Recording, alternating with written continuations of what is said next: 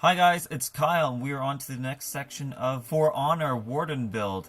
We're just going over sealing, painting. Next video will be assembly and how strapping I've done it, as well as extra softer materials other than foam. For example, the fabrics that are used for like the pants, the shirt, the capes. These they're not really skirt pattern designs, but you'll see what I mean in the future. But right now we are going over three different methods. On the left side, you'll see a piece of foam. Each foam is just the same type of EVA foam from a different colored floor mat, but each one has just been dremeled in to add an idea into the battle damage that I have put into my costume itself. But on the far left, we have a piece of foam that is not heat sealed or sealed within our application. The middle is just heat sealed, and on the right side of the screen we have a piece that has been heat sealed, coated with a layer of white glue. You can use plastic dip, wood glue, Mod Podge. There's a variety of different sealants that you could use on top of heat sealing your foam, which have been, there's a great video out by PunishedProps, which I can link in the description of the video. But the reason mine seems a little bit more textured is simply due to the fact that I was using a hairdryer to speed it up, and it causes it to get crinkly, which for this isn't really a big deal because it just helps add to that kind of metal look if you're possibly going for it. But right now we are just going over each piece and just giving them a base flat black for a couple reasons. Help give a uniform color for painting our base layers, as well depending on the type of foam color that you do have. This helps show whether you have any areas that are missing, or they help stand out, that you can just go over with another layer of paint, so that way you don't have any spots that are missing at the end of your painting scheme. After painting each piece with a flat black, we're just going to show you, still on the far left, it's the foam that's been unsealed from another application or heat sealed. It still looks very porous. The middle right now has only been heat sealed, which looks a little bit more better. And on the far right is the heat seal and the EVA glue, but personally it just matters up to what you have available to you, / your cost or flexibility or your skills for each. But anyways, we're just using a silver color, and we're mixing it with the flat black that we had just used to give it a little bit of a darker color for my metal finish. This is just mixing them up until you get the color of darker metal that you like, or if you want them to be lighter, then just go ahead from there. And then once you have it mixed to your desired liking, just cover your pieces with a few coats, and then just that way you have a good solid base to go from for your weathering. After each painting part, I'm showing you how each test piece is looking. The foam that hasn't been heat sealed still looks very porous. The heat sealed one looks fairly uniform and doesn't look like the paint had been fully absorbed into the foam, which is what we're looking for. And the one that's been EVA is a little bit more rough looking. Now we're just doing a dark wash, and what we're doing here is mixing that flat black paint into some water here, and we're just going to coat the entire piece, including those crevices or areas where we want to stand out more. I may pool a bit more of the black wash, and then once we cover enough or cover the areas that we like, I'm just using, you can use a paper towel, I'm using a painting rag that I have, and I am just wiping the high spots off. That way it's leaving the darker wash in the crevices, which would normally accumulate over time or age and wear through whatever this piece has gone through. It may seem a little hard from this camera angle due to the lighting, but you can see that the black has stayed within the recessed areas of the battle damage that we've done on each piece. And then what we're going to be doing now is just simply doing a base highlight.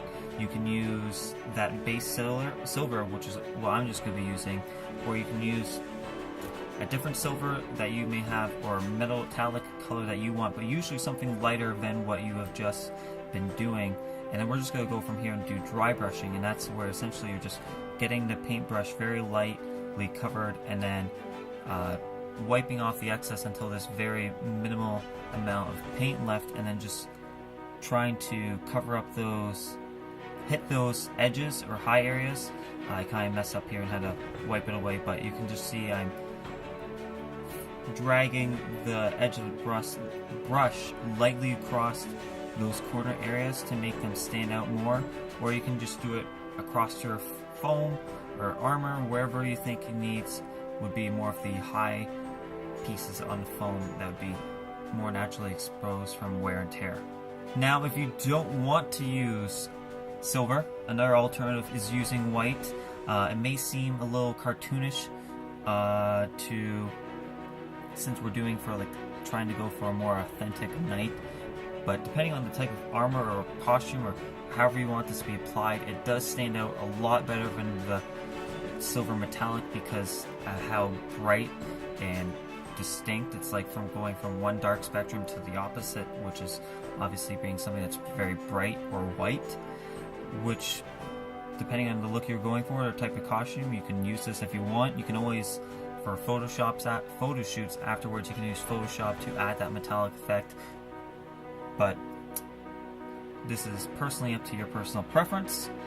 And just if you're unsure, it's best to cut out some scrap pieces of foam, go through it how you would do it on your costume, and then just practice it out, because you're saving way more time than having to coat your entire costume, do the base coat, you seal it, your base coat, your weathering for the darker weathering wash, and then using the lighting weathering of the dry brushing, and figuring out that I should have done it a completely different way, and then having to start over from scratch.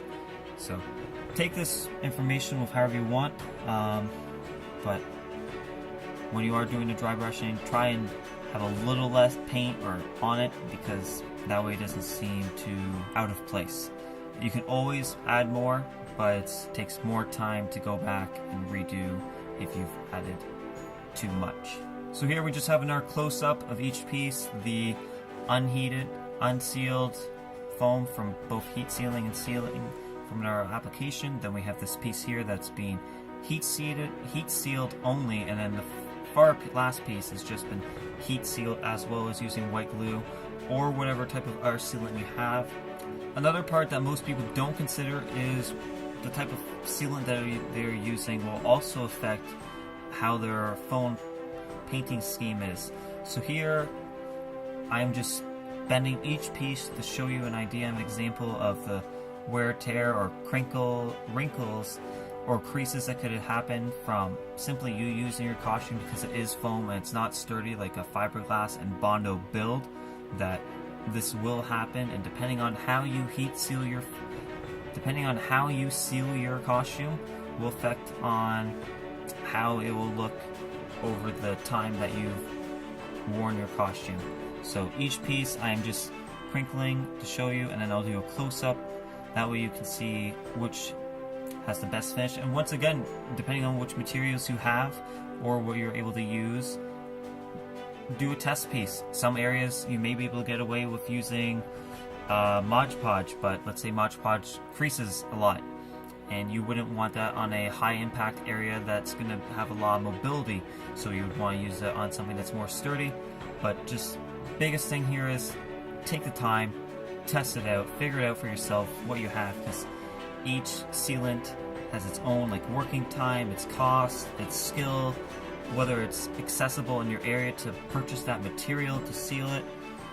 There's a variety of factors that go into your costume making, so it is always great to have the most amount of knowledge before going into a project, because that way you have the best outcome or look that you're going for. So anyways guys, take these methods I've shown you here, apply it to your For Honor the Warden costume, or if it's any other costume, simply to help you get a better understanding of working with EVA foam. Here you can just see me further going on some test pieces after heat sealing and sealing it, and then just adding more colors to it, like I'm just doing the shoulder pieces, the pauldrons, and adding white and then that stripe of armor and just hand painting it and weathering. Just take this, test it out, apply it to however you guys can, and I hope you have a good day. This has been Kyle, signing off. Bye.